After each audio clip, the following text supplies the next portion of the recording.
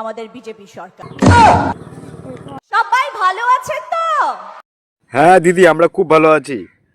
আচ্ছা, আমার বন্ধু আমাকে বলছে ভারতবর্ষে নাকি 145 কোটি লোক, আর তার থেকেও বেশি নাকি পশ্চিমবাংলায়। এটা তো বিশ্বাস করছি না। দিদি তুমি বলো তো কত লোক আমাদের পশ্চিমবাংলায়? 10,000 কোটি লোক। কেউ শুনে নেই তো আশেপাশে? আপনাদের তো টিএমসি সরকার। আমাদের বিজেপি সরকার। অনুব্রত কাকু, রচনা দি বলছে নাকি উনি নাকি বিজেপি সরকার। কার লোক, পাগল ছাগল লোক, কথা বলতে পারে না, কথা আটকে যায়, ম্যায় ম্যায় ম্যায় ম্যায় করে গায়ে গায়ে গায়ে। দেবদা, আমাদের রচনা দিদি তো সেই ভাষণ দিয়ে গেল। তুমি ভাষণের সম্বন্ধে কি বলতে চাও? কি ডায়লগ দিলে! আমি 12 বছর সাংসদ হয়ে এত ভালো দিতে পারলাম যত 1.5 বছর রচনা দিয়ে গেল। পাশের স্কুলে রান্না করার একজন নেই, পালিয়েছে আর কি। তো তোমাকে যদি ডাকা হয় তুমি আসবে?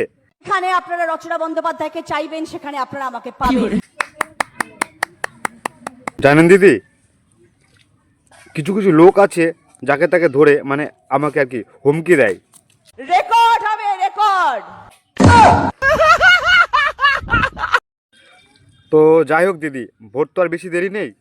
তো আপনি আমাদের সঙ্গে কতদিন থাকবেন? আগামী 3 মাস। মাত্র 3 মাস? আর ভোট চলে গেলে আর থাকবে না? জয় বাংলা।